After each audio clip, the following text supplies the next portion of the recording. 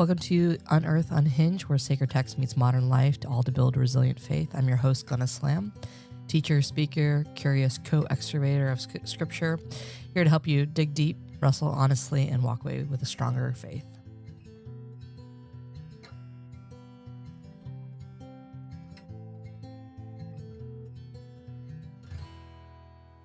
Well, welcome back, guys. You know, the best laid plans often get messed up, so we've had some technical difficulties this week, but we're learning, and we're just thankful to be moving through.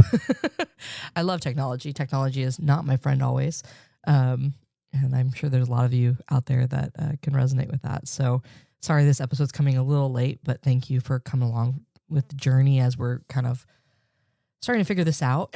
And we lost a few recordings and didn't mean to do that, and so now we're going to re-record again. So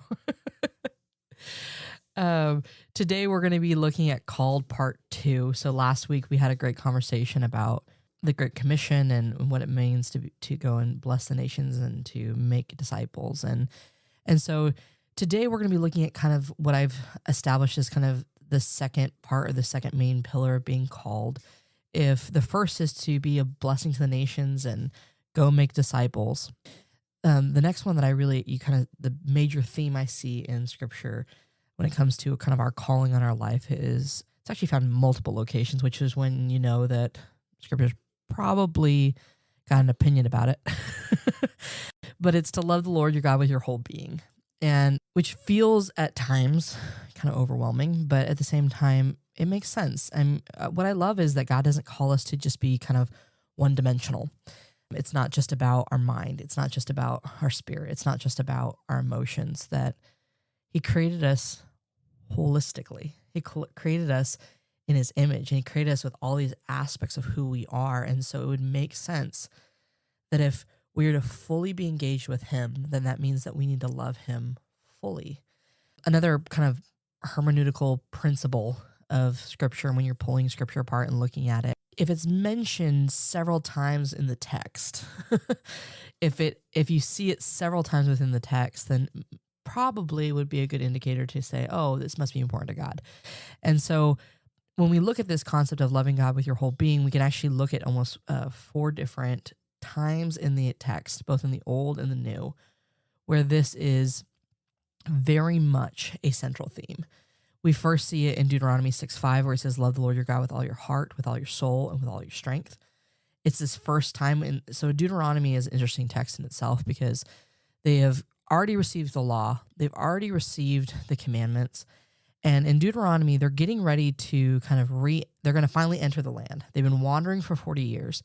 And Deutero actually means the second telling or the second law. And it's not a second law in the sense that it's a different law. It's the second telling of the law.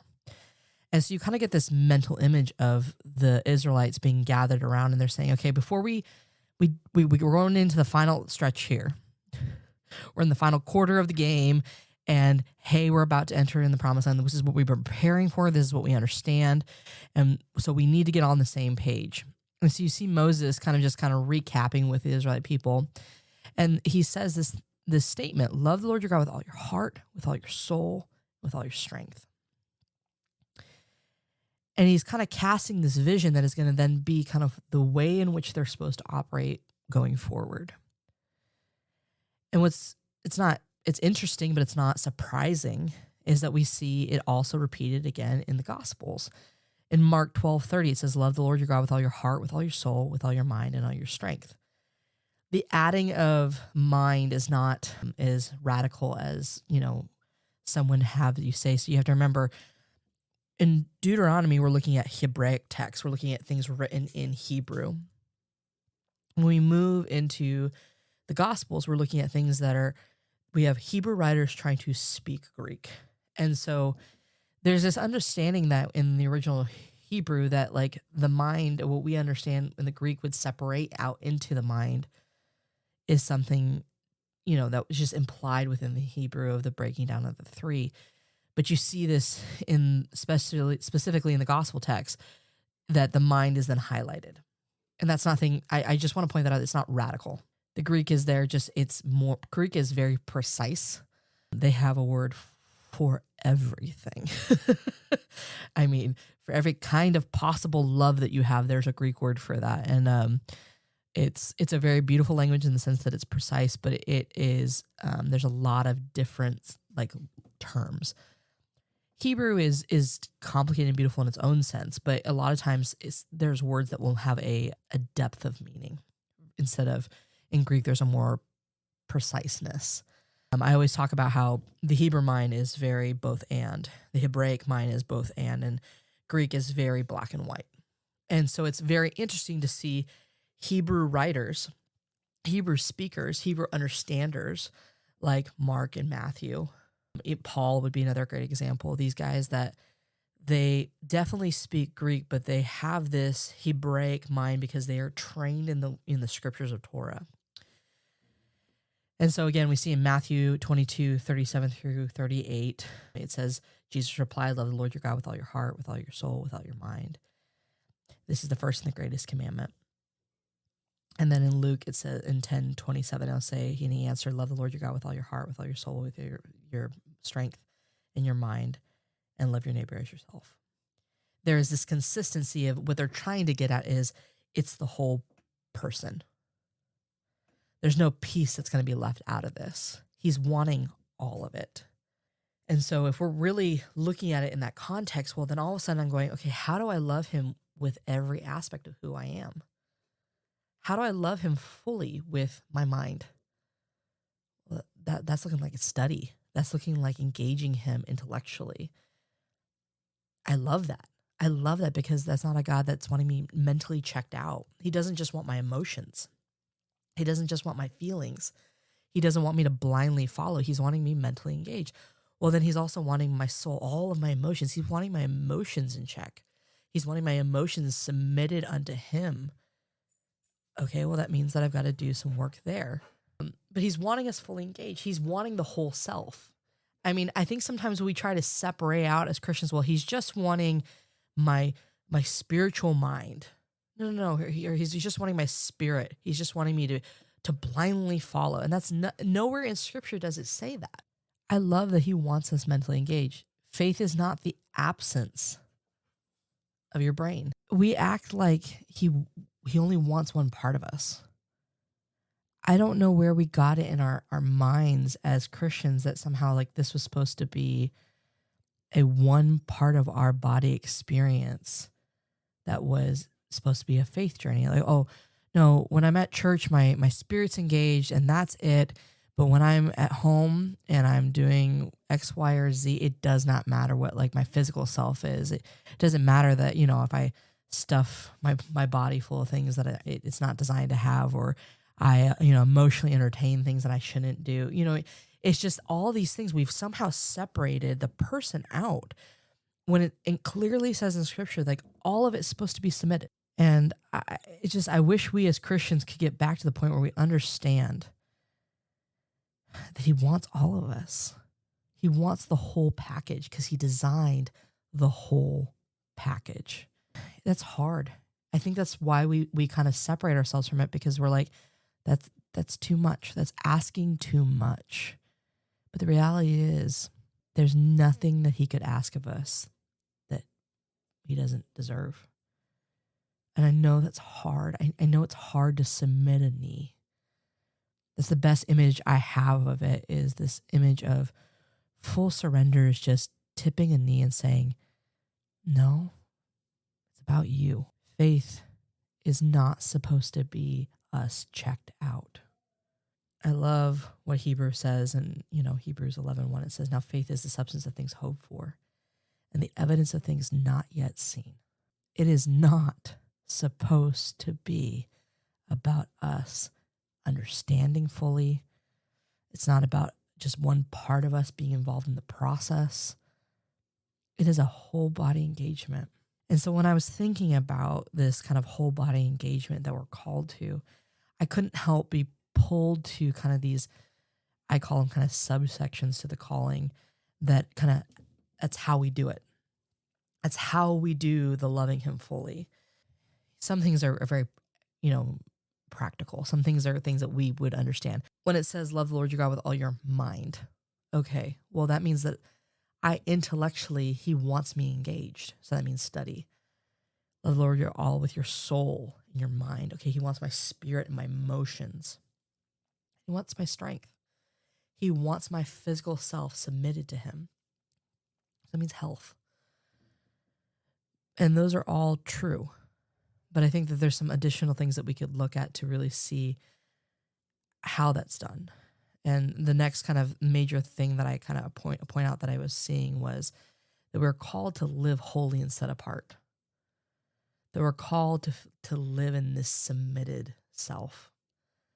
There's a bazillion places in Scripture that talk about this holiness, this set apartness. I really love kind of what 1 Peter 1 talks about, specifically in 15 through 16. It says, "But just as he who called you is holy, so be holy in all that you do.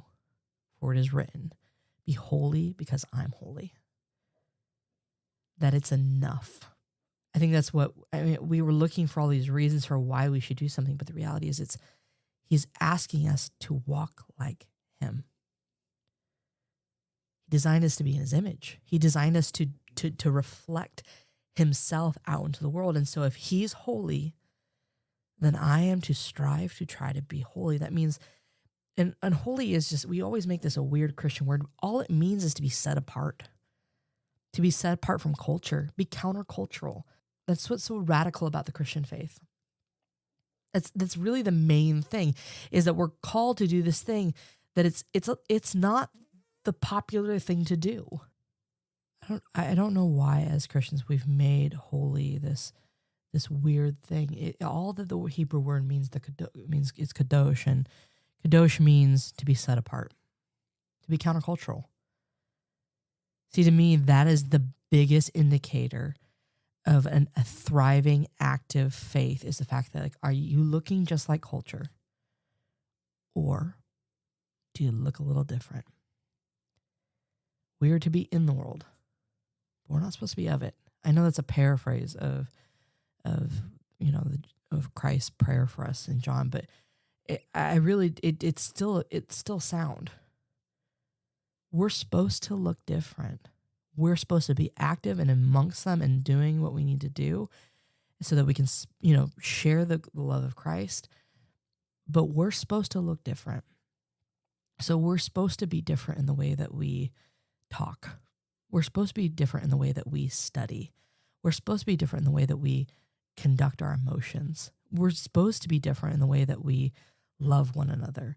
We're supposed to be different in the way that we do community. We're supposed to be different in the way that we do just everything. But that's hard. That's the problem, is that it's hard to do. It's not the easier road. It says it in Scripture.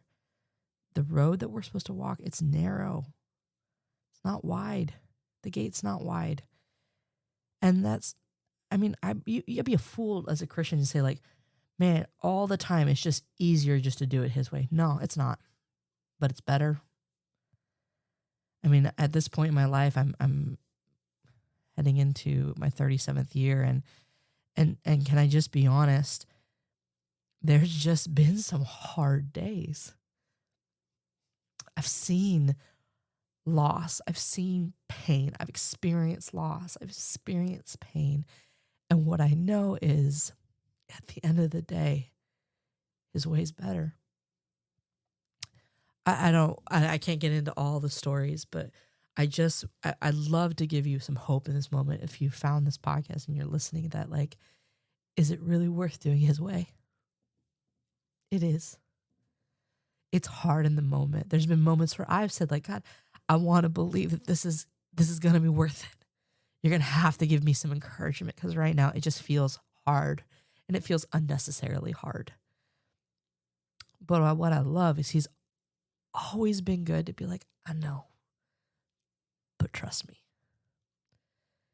So I encourage you today, in the middle of wherever you're at, it's hard, but it's going to be worth it. Hold on. Hold on to what he's doing, because his plans are so much better. I can't even begin to get into the stories I've seen where God's goodness is just, he's just worked a thing out. And so when he's calling us to love him with our whole selves, it means that there'll be sacrifice.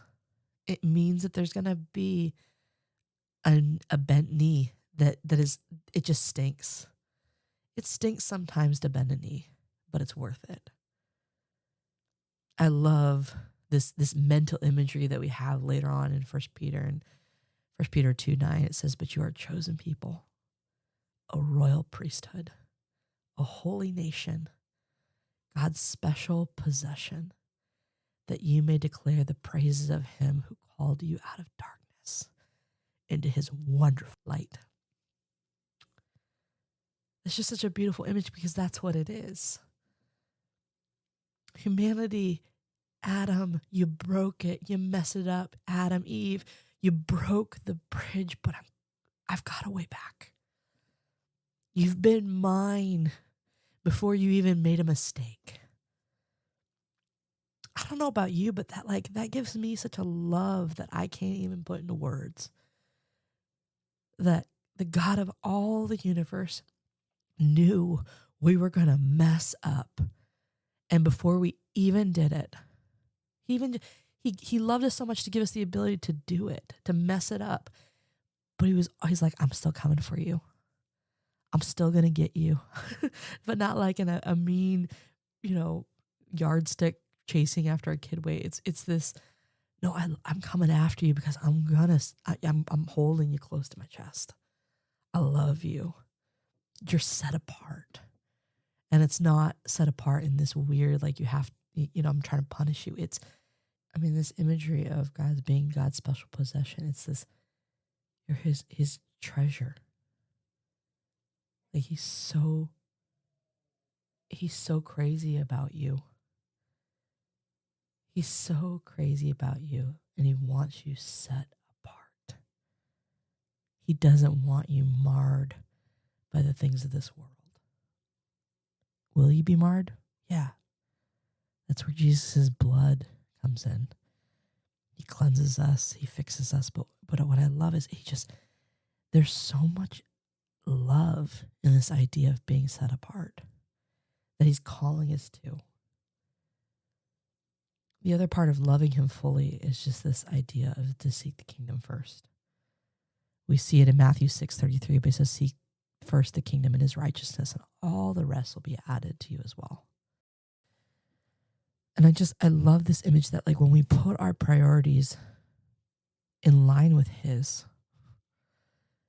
even when it doesn't make sense by the world standards.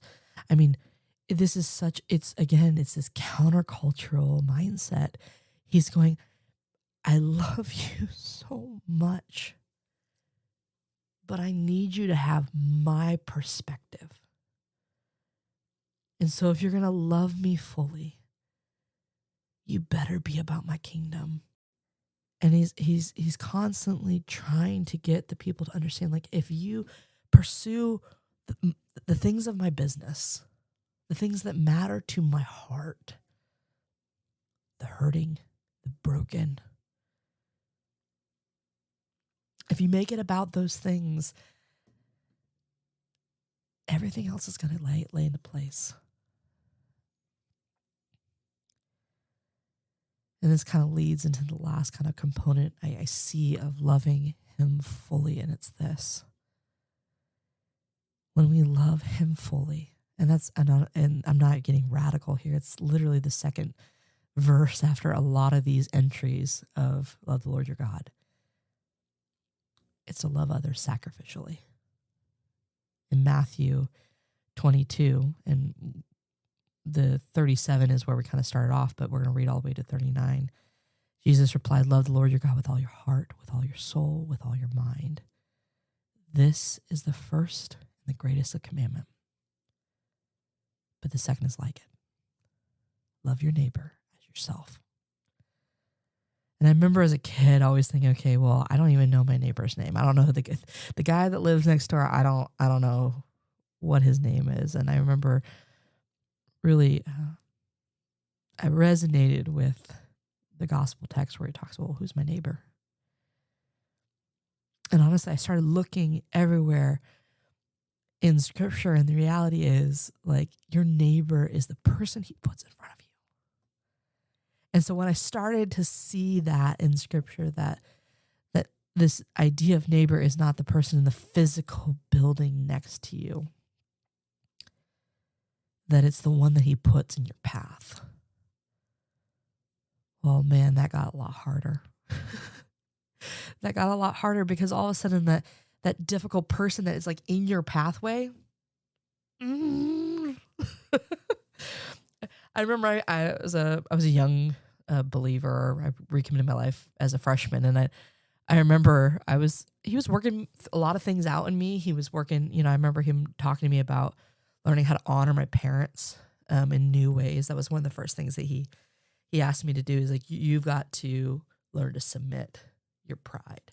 You need to learn to honor your parents. But what I think was even funnier was I remember I was reading through scripture and I was like, man, I really want to, it was the fruit of the Spirit. So I was like, man, I really want more patience.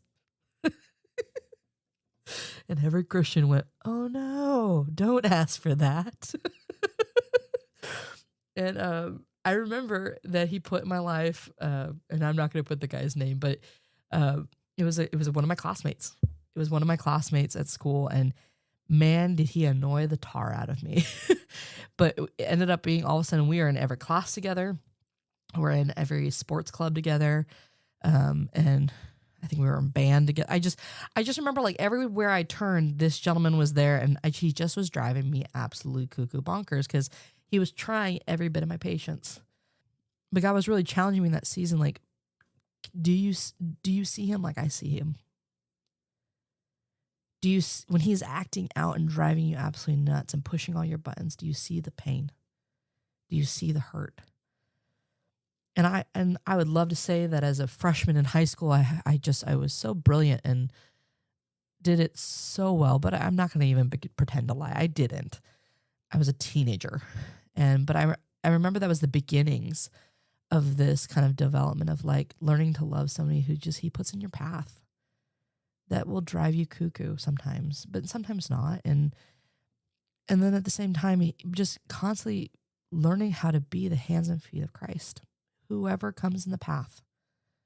Maybe it's for a short time. Maybe it's just a momentary encounter. I had a job for a long time when I was going through grad school. I worked at a coffee shop, and I remember this one woman. She came in every day,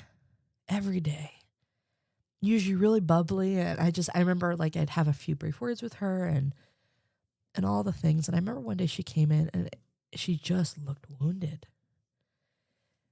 And it would have been so easy. It would have been so easy just to, pop in her regular order because I knew it by heart and just kind of, hey, have a good day.